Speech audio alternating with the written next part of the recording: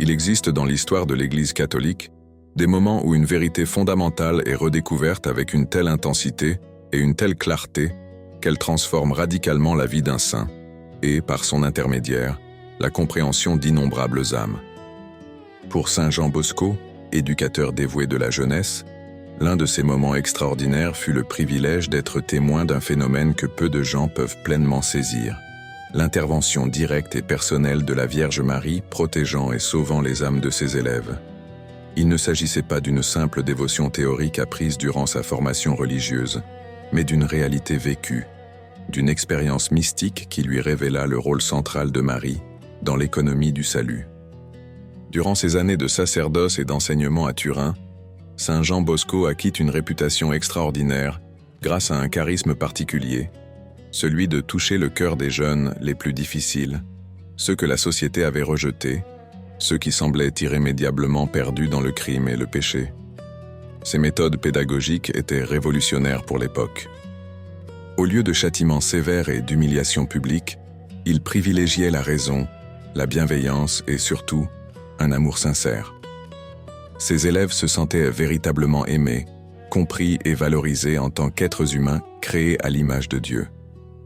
Mais Saint Jean Bosco possédait aussi quelque chose qui transcendait ses méthodes d'enseignement habituelles, une dévotion extraordinaire à la Vierge Marie, qui imprégnait profondément sa vie et son œuvre. Il ne s'agissait pas d'une dévotion superficielle ou simplement traditionnelle. Elle jaillissait du plus profond de son cœur, le poussant sans cesse à invoquer la protection de Marie sur ses élèves. Il récitait le chapelet avec une ferveur qui impressionnait ses compagnons. Il s'arrêtait fréquemment en contemplation devant des images de Marie, et il parlait souvent de la Vierge, comme s'il la connaissait personnellement, comme s'il communiquait directement avec elle. Ses frères commencèrent à remarquer que Don Bosco décrivait fréquemment des rêves extraordinaires, où il voyait la Vierge Marie clairement et distinctement. Il ne s'agissait pas de simples rêves ordinaires qui se dissipaient au réveil. C'étaient des expériences qui semblaient absolument réelles, qui laissaient une empreinte indélébile sur son âme, et qui contenaient souvent des messages précis pour ses élèves ou des indications pour son œuvre pédagogique. Et parmi tous ces rêves et visions, il en était un en particulier qui allait le marquer profondément et façonner entièrement sa compréhension de l'intercession mariale. Une nuit, après une journée particulièrement épuisante consacrée à ses élèves, Saint Jean Bosco fut transporté en esprit dans un lieu qui transcendait le monde naturel. Il se trouva dans une atmosphère céleste, dans une réalité qui semblait à la fois matérielle et immatérielle. Et là, il contempla quelque chose qui emplit son cœur d'admiration et d'une profonde gratitude. Il vit la Vierge Marie dans sa gloire céleste, entourée d'une lumière rayonnante et d'une beauté indescriptible. Mais la Mère de Dieu n'était pas simplement en contemplation passive. Elle était active, elle œuvrait, elle intervenait constamment dans la réalité terrestre pour le salut des âmes. Si vous comprenez qu'il existe une réalité spirituelle où des êtres célestes œuvrent sans cesse pour le salut de nos âmes, si vous souhaitez vraiment comprendre la puissance extraordinaire de l'intercession mariale, abonnez-vous à notre chaîne dès maintenant. Votre abonnement nous permet de continuer à partager les vérités vécues par les saints et qui continuent de transformer des vies. Cliquez sur le bouton s'abonner, activez les notifications et rejoignez-nous dans ce cheminement vers une compréhension profonde du rôle de Marie dans notre salut. Le monde a besoin de redécouvrir la véritable dévotion mariale. Que la Vierge Marie intercède pour nous tous. Dans sa vision, Saint Jean Bosco pouvait observer comment Marie protégeait littéralement ses élèves de manière continue et personnelle. Il ne s'agissait pas d'une protection générique ou universelle, mais d'une protection spécifique, ciblée et personnalisée pour chaque jeune homme qui avait confié sa vie à Don Bosco. Il voyait comment, face à chaque tentation, Marie était présente, offrant sa grâce, murmurant des paroles de réconfort, présentant une voie de salut. Pour chaque jeune homme sur le point de sombrer dans le péché grave, Marie apparaissait invisible aux yeux des hommes, mais absolument réelle pour ceux qui avaient la capacité de percevoir le monde spirituel et l'empêchaient de commettre l'acte qui le condamnerait. Ce qui impressionna le plus Don Bosco, c'était de comprendre que la Vierge Marie connaissait parfaitement et personnellement chacun de ses élèves. Elle connaissait leurs noms, leurs difficultés, leurs tentations, leurs points faibles. Et pour chacun d'eux, Elle avait un plan de protection et de salut particulier.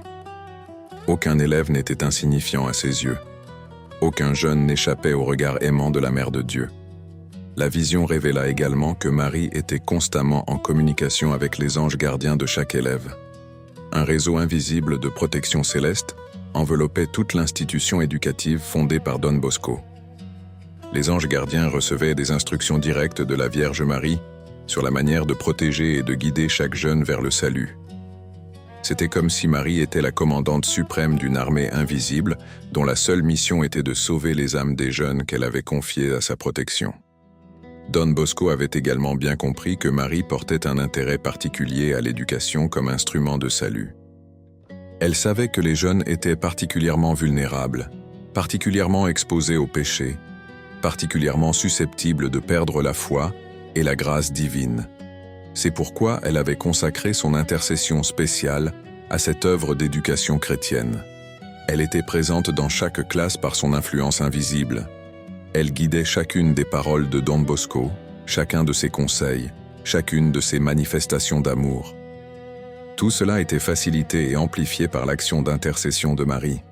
La vision révéla également des moments précis où l'intervention de Marie avait été particulièrement cruciale. Don Bosco vit l'un de ses élèves, au bord de la ruine morale, sur le point d'abandonner complètement sa foi, tourmenté par des tentations qui semblaient irrésistibles. Et il vit comment Marie était apparue à ce jeune homme. Non pas d'une manière qui l'effrayerait ou le ferait douter de sa propre raison, mais avec une telle délicatesse et un tel amour, que le jeune homme comprit simplement qu'il était aimé, qu'on prenait soin de lui, qu'il avait une valeur infinie aux yeux de Dieu par l'intercession de la Vierge Marie. Un autre moment marquant de la vision pour Don Bosco fut celui où il vit Marie protéger l'un de ses élèves d'une tentation particulièrement insidieuse.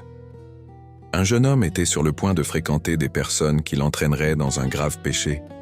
Sa volonté était affaiblie, ses résolutions étaient mises à l'épreuve.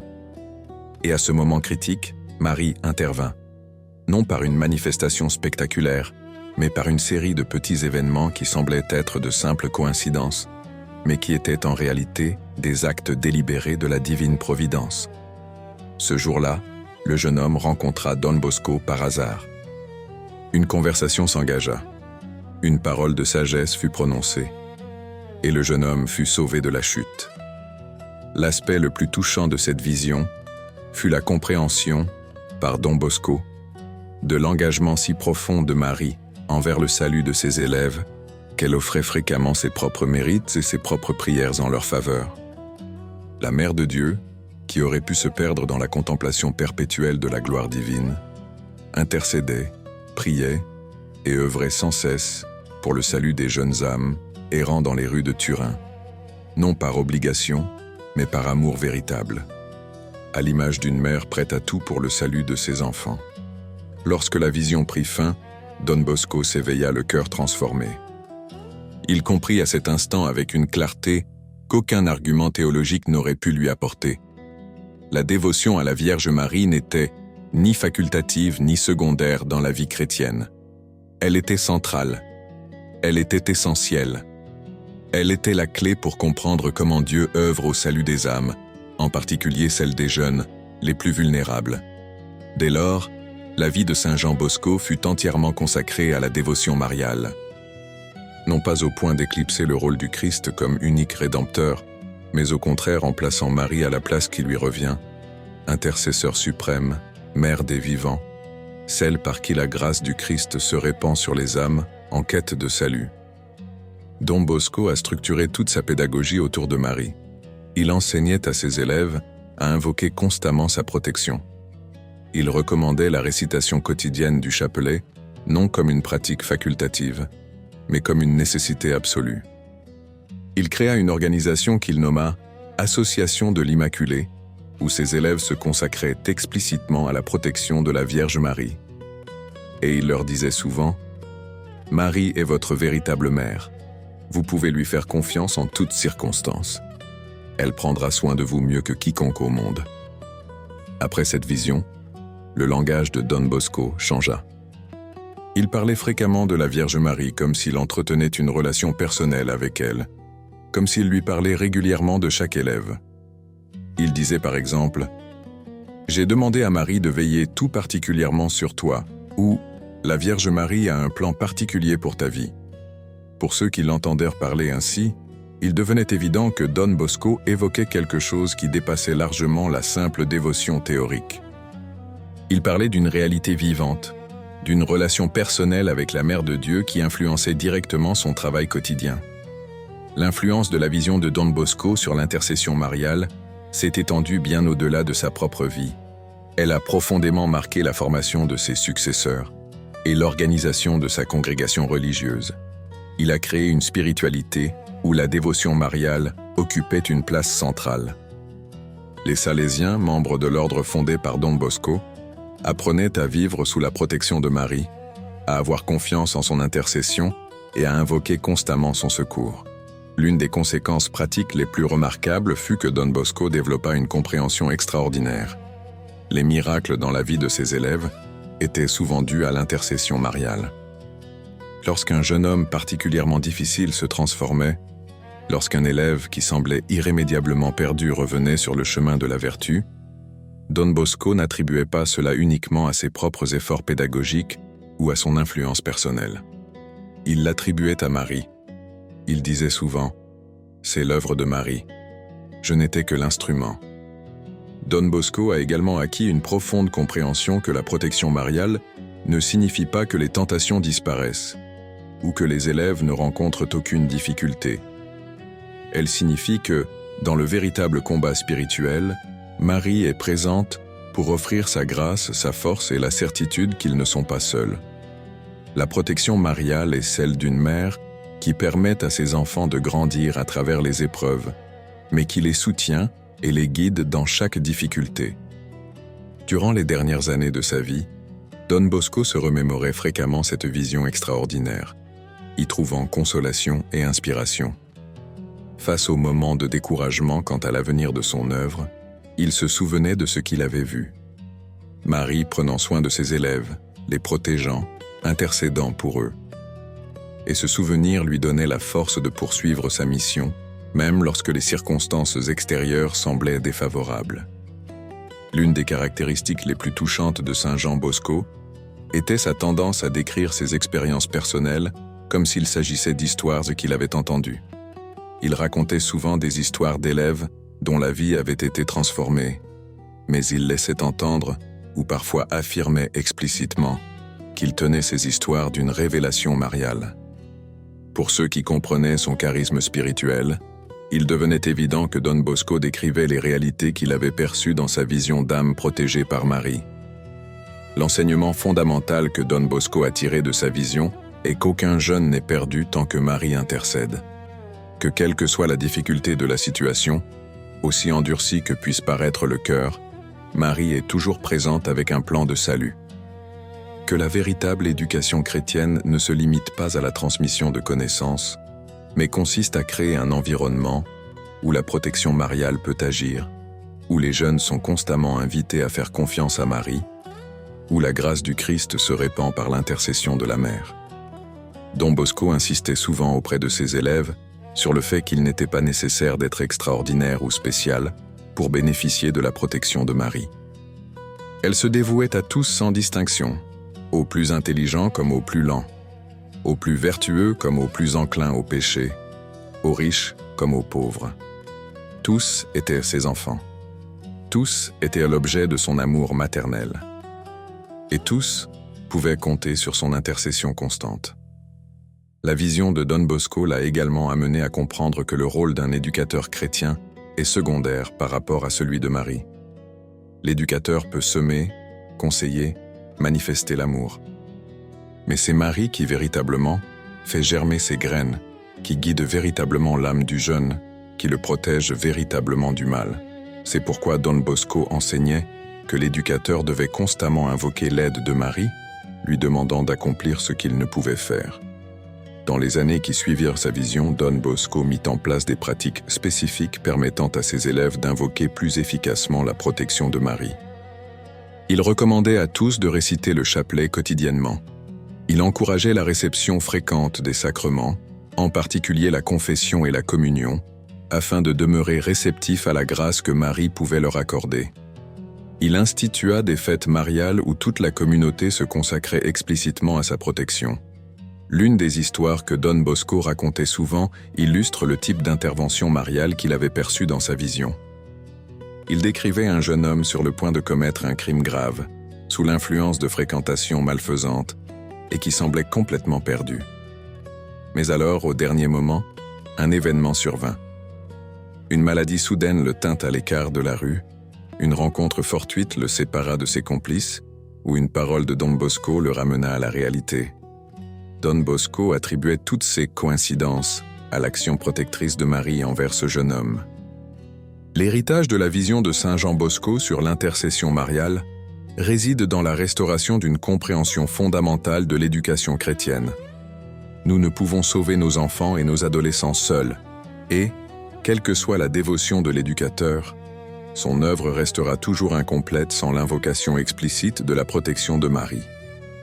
La véritable éducation chrétienne est une coopération constante avec la grâce que Marie canalise vers les jeunes âmes qui lui sont confiées. La compréhension qu'avait Don Bosco de l'intercession mariale le conduisait à être particulièrement attentif aux élèves qui semblaient les plus perdus, les plus difficiles, les plus rebelles.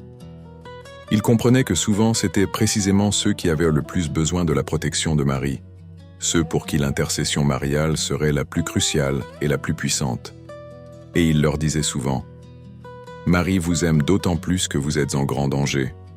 Elle veillera sur vous avec encore plus de dévouement. » À sa mort, Don Bosco s'est attaché à ce que sa congrégation continue de pratiquer et de promouvoir la dévotion mariale, telle qu'il l'avait apprise lors de sa vision extraordinaire. Ses dernières instructions à ses successeurs insistaient sur le fait que la Vierge Marie était et devait être au cœur de tout ce qu'ils entreprenaient. Sans l'invocation constante de son intercession, toute œuvre éducative serait incomplète. L'enseignement de Don Bosco sur l'intercession mariale demeure d'une extraordinaire actualité. Nous vivons à une époque où les jeunes sont constamment assaillis par les tentations liées à la technologie, à une culture qui rejette les valeurs chrétiennes et à des influences qui cherchent sans cesse à les détourner du chemin du salut. La vision reçue par Don Bosco et la dévotion mariale qui en a découlé offrent une réponse puissante. Invoquer la protection de Marie, faire sans cesse appel à son aide, et avoir confiance qu'elle œuvre continuellement pour le salut de nos enfants et de nos adolescents. Si vous êtes parent ou éducateur, sachez que vous n'êtes pas seul dans cette mission essentielle d'éducation des jeunes âmes. Marie est à vos côtés, œuvrant sans cesse, offrant sa grâce et protégeant ceux qui lui sont confiés. Votre responsabilité est simplement d'invoquer constamment son aide, de faire confiance à son amour maternel et de demeurer fidèle à la transmission de la foi. Puisse la vision de l'intercession mariale de Saint Jean Bosco éveiller en chacun de nous une compréhension renouvelée du pouvoir extraordinaire de la Vierge Marie. Puissions-nous comprendre qu'aucune âme n'est perdue sous l'intercession de Marie. Et puissions-nous consacrer nos vies, et en particulier notre mission éducative, à la grâce qui se répand par l'intercession de celle qui est la Mère de Dieu et la Mère de tous.